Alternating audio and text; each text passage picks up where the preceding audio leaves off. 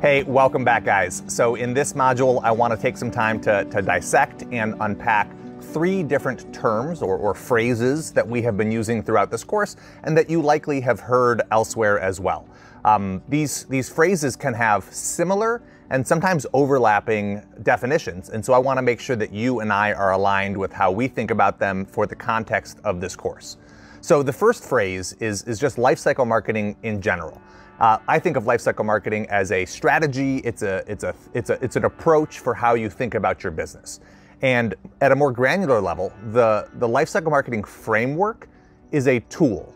So lifecycle marketing as a theory is a high-level way of thinking about your business, and the lifecycle marketing framework is then a more specific tool that you can use to organize and analyze the reality of your business and to spot areas that might need your attention or are due for an update, or maybe that got missed entirely. Now, the goal of using the lifecycle marketing framework is to produce customer journeys. And customer journeys are really just the pathway that takes a lead or prospect from point A to point B.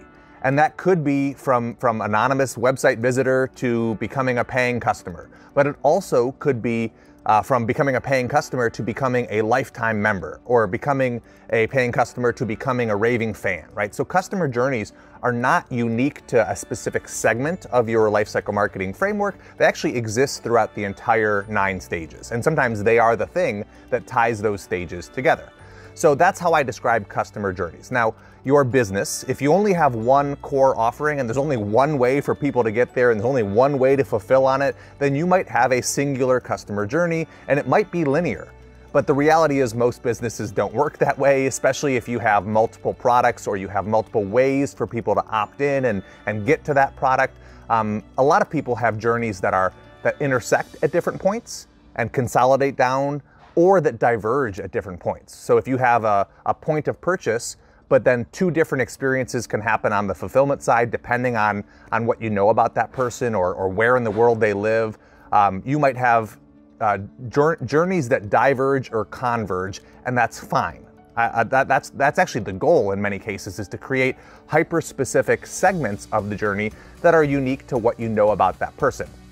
Now, journeys in general, if you take like the aggregate of all of the journeys in your business, produce your customer experience.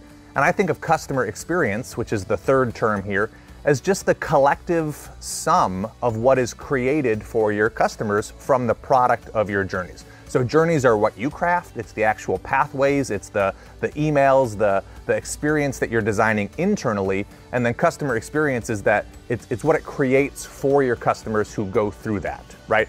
And that's where I talk about some overlap, right? Because journeys and customer experience, they're 2 sides of the same coin in many cases. The journey is what you craft, and the customer experience is then what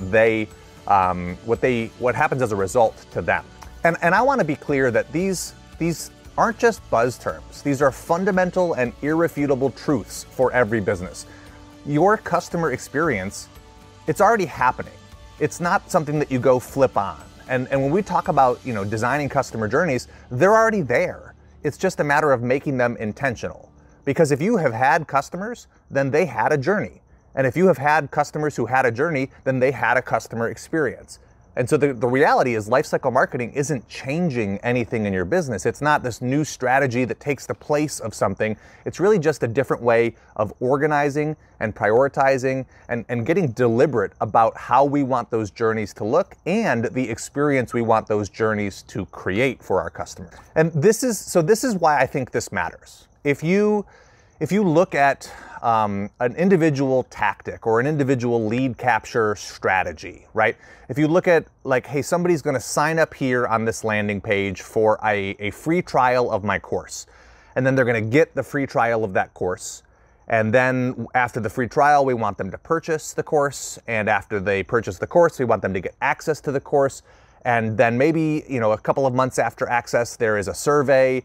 And based on what they say there, we guide them towards the next product. If you look at those milestones, the opt-in, the free trial, the purchase, the delivery, and then the survey, it might be tempting to look at that and think, hey, that's pretty good. we've got these different touch points, we've got these milestones, and maybe there's even some automation used in between. But it's not until you line it up with the lifecycle marketing framework that you realize, hey, we only have a week's worth of follow-up in that free trial. And sometimes it takes people a month to make a decision to buy that course. And so we need to extend the follow-up in between the free trial and the purchase to account for people who may otherwise have slipped between the cracks. Or you might look at the fulfillment play and say, hey, we are technically giving them their access, they're getting what they purchased, but it's really just a bare bones experience, and maybe there's an opportunity there for us to level up, to be a little bit more intentional about what we create for them, so that there's an impress factor that makes them feel really confident that their purchase was wise, and it also could invite them to tell other people about it because their experience was that much better.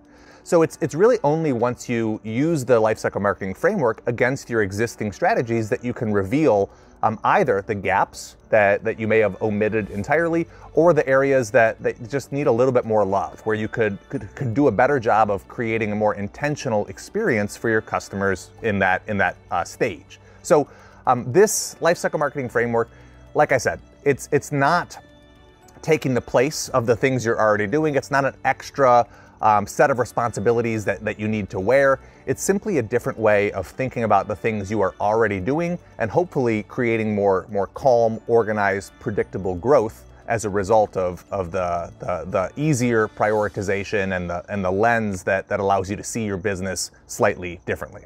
All right, so just to recap here, lifecycle marketing is a strategy. It's a high-level theory for how you look at your business. The lifecycle marketing framework itself is the tool. It's the way that you prioritize and organize the things that are already happening in your business, or choose where to allocate your effort or your resources. Customer journey or customer journeys are the different pathways throughout your business. It's what takes a customer or prospect from one point to another. And yes, they can converge and they can diverge, and that's fine. But when you are crafting individual journeys, you want to make sure that you have a plan for where they're going to connect back into the main pathway, or where they're going to branch off strategically to create a segmented or more niche experience for different people. And then the customer experience at large is the aggregate sum of all of those journeys. It's what is created for your leads, prospects, and customers. It's what they feel and what they walk away knowing or having experienced as it pertains to their relationship with your brand. It's what's created by those journeys. All right, so I wanted to be clear about those three terms because I know we use them casually throughout this course, and so if there was any uncertainty or any ambiguity, hopefully this has cleared it up for you. If you have questions about them, or you have your own definition or a way that you think about them that has been helpful for you, please feel free to drop it in the comments below. But you can mark this module as complete, and we will see you in the next video.